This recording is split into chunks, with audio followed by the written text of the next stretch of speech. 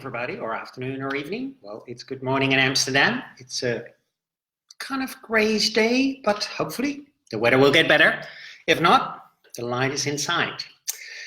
So what are we talking about today? I wanted to talk about lineage and how sometimes people get too caught up in lineage.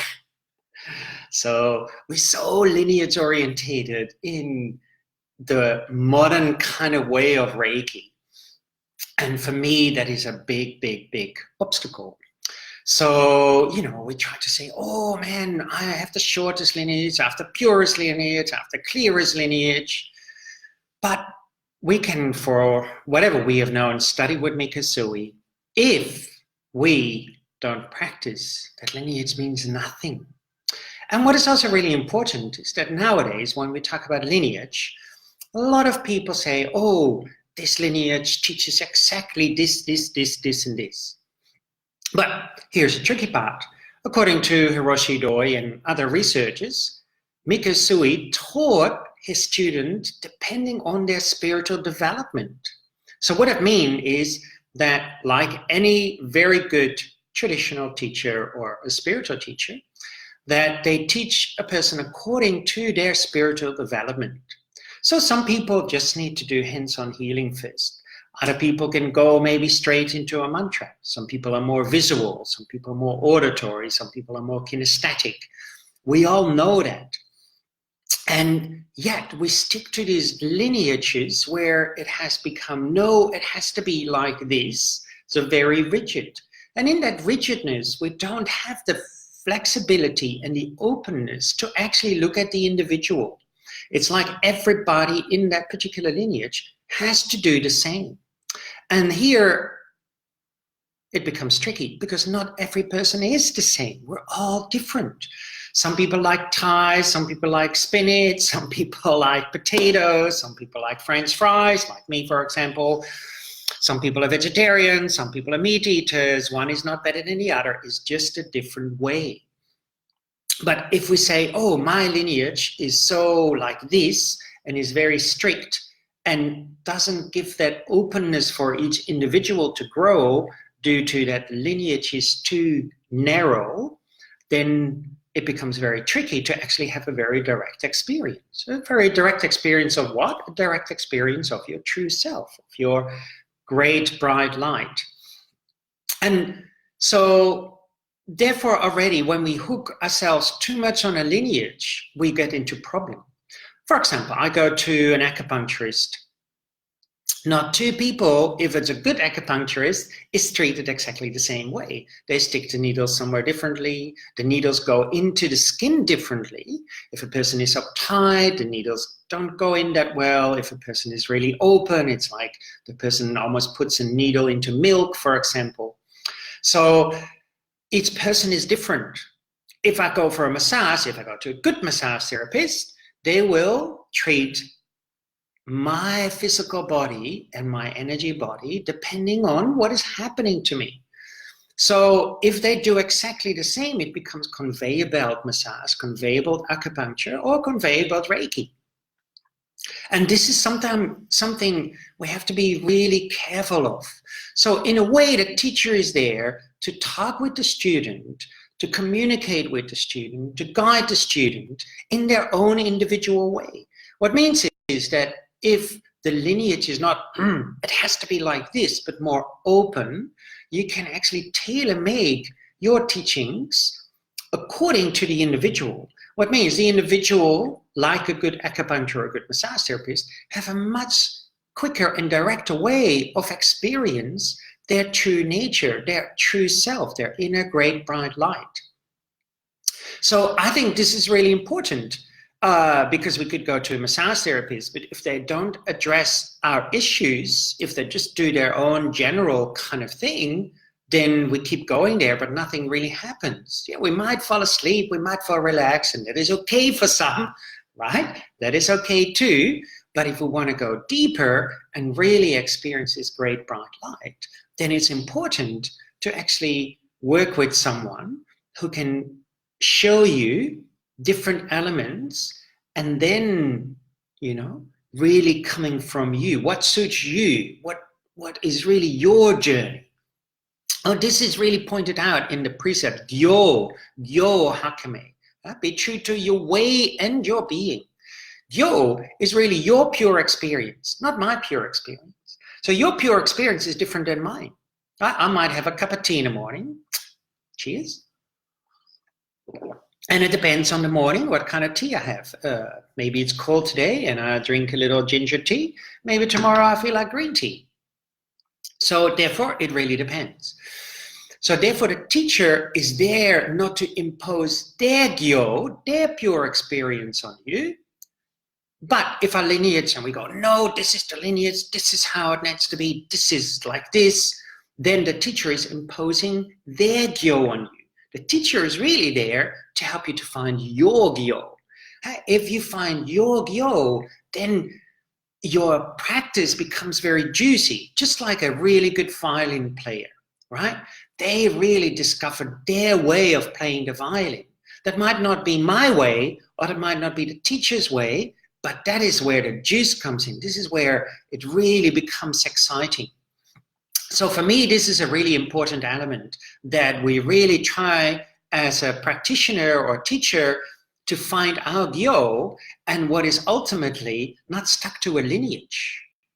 Like if we stuck to a lineage, then we become very narrow-minded. And this is why, like for example, Hiroshi Doi also states that Mikasui was teaching his student according to their spiritual development. My teacher does exactly the same. He is now willing to, in Japan, he's a priest who can actually train other priests. And his own teacher was the great Dai Ajari Sakai. The Sakai Dai Ajari, he did the marathon monk, he was one of the marathon monks, and he did it twice. He's one of the rare people who did it twice. So that was my teacher's teacher. He was actually a deshi, so of Sakai Ajari. And, you know, so what is really wonderful to see that he's really teaching the individual. And he is now also willing to take some of the International House of Reiki students and help them to find their gyo. And, you know, we had a conversation. He said, well, maybe bring 4 people. He said, we work in a small group, but then I want to work with them individual to help them to find their way, because each person is so different. One person might really like to stand under a waterfall, for one person that is not healthy to do. So, you know, we have to be very aware of this when we teach the system of Reiki. But when we become too strict to our lineage and say, no, it has to be like this, then very tricky. Also, some lineage, they all scream, oh, Ansen Ritsume, enlightenment, enlightenment, enlightenment. And I always have to laugh about it in a way, because we can scream all we want about enlightenment, but if we don't take the boat, and if we don't start rowing, and if we don't check the boat, if there's a hole in it, and if we don't know how to row, then we can talk and jump up and down all about Ansen Ritsume and enlightenment, but if we never reach the other shore, then what is the use of it? So most important really in any kind of tradition and lineage is to practice, and practice with the aid of the teacher. And in that way, we have to trust the teacher. It sounds a bit strange and sometimes difficult, but in that way it's true. I have to trust my teacher, that is helping me to find my gyo, and that it will take me deeper and deeper and deeper. And if he says, Frans, you have to practice this, and that I go home and actually apply it. If I don't apply it, then it's a waste of his time, it's a waste of my time. It's very simple like that. So sometimes nowadays in modern systems, the teacher says something and says, no, we know better, we go and do something different, we're going to make it all different, we do it differently. And that is not really how it works either. So we have to be very aware of how this system, the system of Reiki in a way really works, and how we apply it. And so for me, the most important thing is really finding a good teacher who can help you to rediscover your gyo and not imposes their gyo on you. This is an utmost important element if we want to get anywhere. It's the same with playing a music instrument, the same with when we want to play soccer, the same with any kind of art. The teacher has to help you to find your gyo. And if they say, no, it has to be like this, yes, in the beginning, fair enough, right? If the teacher and if the student is not following what the teacher is doing, then the teacher has to be very strict. But then that will bring up the student's own gyo, and then we can add different things in it. And here sometimes people then go, but is it still Reiki? Well, if we really look at Mikosui's system and how he's taught, and if we look at some of his students, then we see that he taught different people different things. For some, he added a bit of Shinto. For some, a bit of esoteric Buddhism. For some, it might have been even completely esoteric Buddhism. For some, it might have been very simple. Just put your hand here and go la-di-da-di-da. That might have also happened. And they're all correct. But if we say, oh, but this doesn't belong to the system of Reiki, and if that particular exercise would actually be the turning point for your student, then use it, right? So also really important to realize that. And this is the beauty, I think, in Japan, when we see these different Japanese teachings. In Shintoism, there's Buddhism. In Buddhism, there's Shintoism. And it's really fantastic to see this overlapping thing. But here in the West, we go, no, it has to be like this, and we can't add this in because that is not my tradition, or this is not how it should be. But in Japan, these real teachers, they don't care. All they care about is that you have a direct experience of your own true gyo. This is the most important element. And this is, I think, what is so important as a teacher and as a practitioner, to find your own gyo. So don't get too caught up in lineage. Find your own gyo, practice, find a good teacher who's willing to help you, to support you, ultimately over time, one-on-one, who's willing to work with you one-on-one. Yes, a group is great, and we have to also practice in groups, very important, but then at the same time, we work with the person one-on-one, because that particular person is different than the person who's sitting next to you. One person, again, might be very visual, some might be very auditory, some very kinesthetic. We all work in a different way. So one way is not better than the other.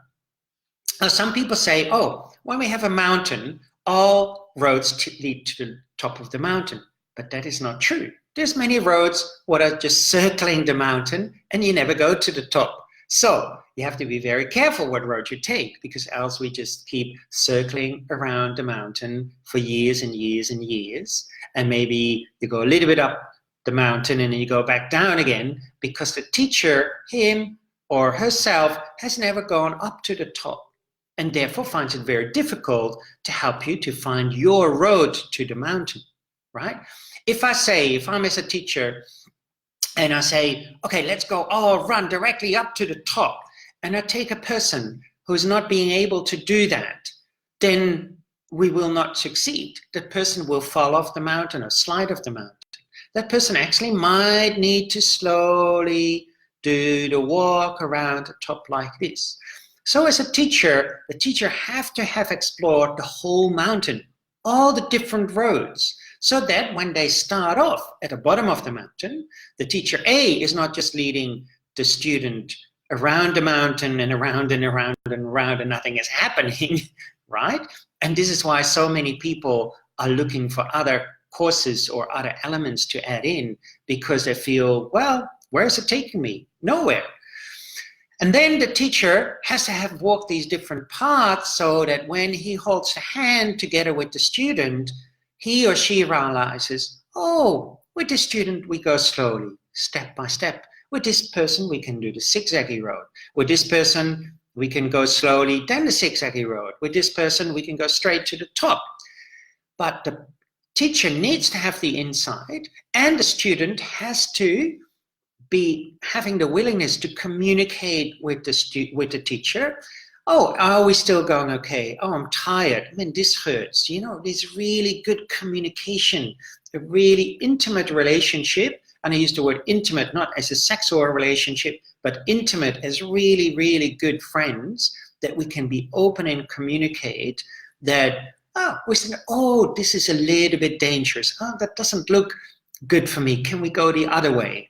Then the teacher knows, okay, we go the other way. And that is fine too. No judgments needed. And this is the most important element as a teacher.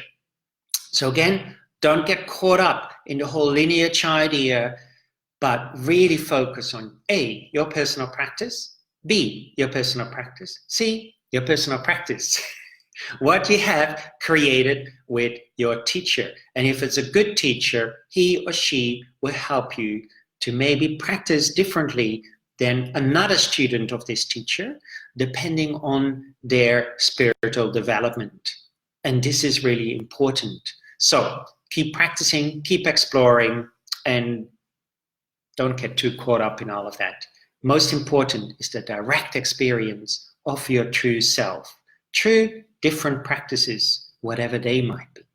And so here we go. I'm going to drink the rest of my tea. Hope you have a wonderful day, afternoon, evening, wherever you are. I'm going to vacuum. Indeed, we have to do these things too. And I'm going to teach this afternoon and this weekend. So sayonara and see you soon. Bye.